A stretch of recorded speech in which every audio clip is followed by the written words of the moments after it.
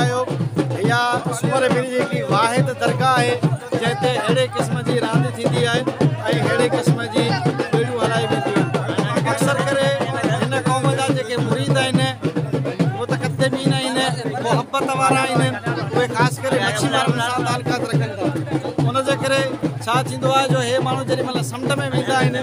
ऐं पोइ इंडिया जे इलाइक़े मां अगरि का इंडिया जी कोशिशि उन्हनि खे पइजंदी आहे त पोइ पीर सूमर जी क़यामत सां उन्हनि जूं ॿेड़ियूं कीअं बचनि थियूं उहे कीअं वापसि पइजनि था उन्हनि जी झलक हे पंहिंजे हिन वीडियो में पंहिंजे मुर्शिद जे मेले में ॾेखारींदा आहिनि।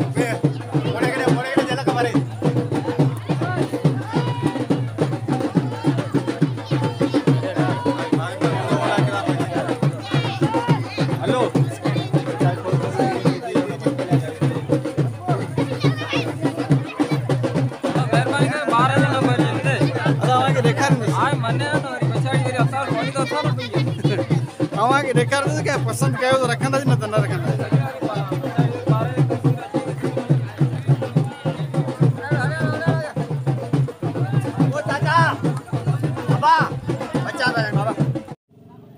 अलाह कारण में आ सूमर मुंहिंजो हिकिड़ो अर्ज़ु सुणेज जे मरी वञा तुंहिंजे मुल्क मलीर में त मूंखे ख़ती खफ़न ॾेज पोइ उते लोड़ लटेज जिते झूपा मुंहिंजे झांगीअड़नि जा सूंहं विञायमि सूमरा मुंहिंजो मेरो मोह थियो विञण तित पियोमि जिते हलण नाहे हुस्नरी सूंहं विञायमि सूमरा मुंहिंजो काॾे वियमि कमाल विञा कीअं वतन ॾे अहिड़ो वठी हाल जे ॾींहं तूं जमाल त सूंहां सरतियनि विच में। अस्सलाम वालेकुम, वेलकम बैक, ख़ुश आमदीद ऐं भलीकार तव्हां सभिनी सॼणनि मिटनि माइटनि अज़ीज़नि क़रीबनि खे। हिन वक़्तु असां सिंध जे लाड़ वारे साहेली पट्टीअ में जंहिं जाइ ते मौजूदु आहियूं उन जाइ खे पीर सूमर जे नाले सां ॼातो ऐं सुञातो वेंदो आहे। सूमर पीर लाड़पट जी आख़िरी सरहदी हंध में वाक़ई मौजूदु आहे ऐं हिन खां तक़रीबन या 3 या 4 किलोमीटर अॻियां समुंड वारो अरबी समुंड शुरू थी थो वञे ऐं उनखां बाद में इंडिया जो बॉर्डर अची थो वञे त सिंध जी हीअ वाहिद ऐं आख़िरी दरगाह आहे जेकी साहेली पट्टीअ सां मौजूदु आहे। दरअसल सूमर पीर केरु आहे, किथे जो हुयो, कॾहिं को आहे ऐं हिते कीअं पए थो, इन जा मुरीद ऐं अक़ीदतमंद में वॾी क़ौम कहिड़ी आहे ऐं किथे रहनि था ऐं उनजो तालुकात कहिड़ी चीज़ सां आहे, सो मुकमल तव्हांखे असां पंहिंजे हिन वीडियो में ॿुधायूं था। मुंहिंजे पोयां जेकी तव्हां दरगाह ॾिसी रहिया आहियो ऐं पोयां जेके क़िस्म जा तव्हां हिकिड़े क़िस्म जा झंडा ॾिसी रहिया आहियो, इहे झंडा न आहिनि बल्कि मुरीद ऐं अक़ीदतमंद माण्हू हिन खे हिकिड़े क़िस्म जी भेरक सॾींदा आहिनि। सादन लफ़्ज़नि में हे वॾी छड़ ते ॿधल साओ या ॻाढ़ो कपिड़ो हिकिड़ी उहा निशानी आहे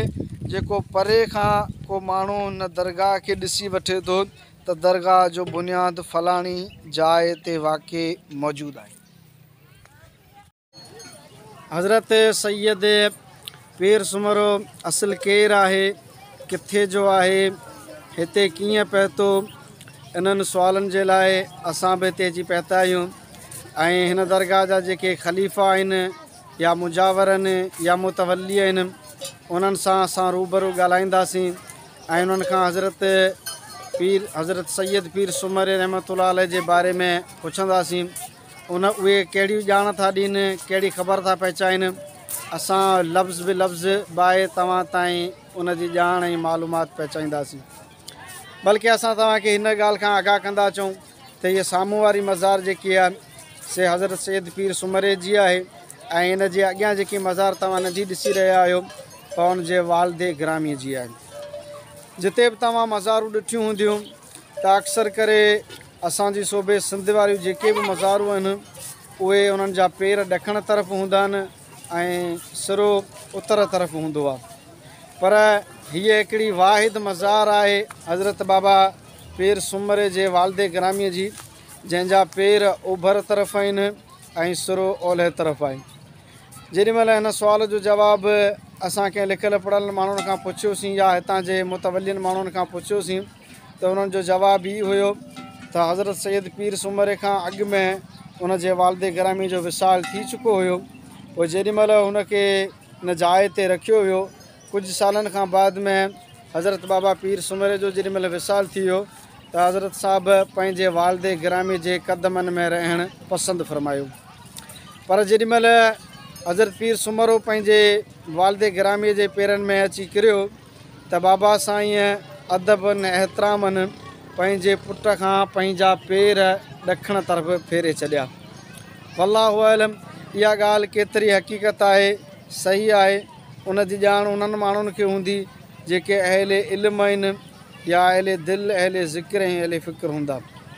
असांखे न वधीक बहस में वञणो नथो पवे, पर सिर्फ़ु इहो सुवालु आहे त हज़रत पीर सूमरो केरु हुयो, कॾहिं आयो, कीअं पिए थो,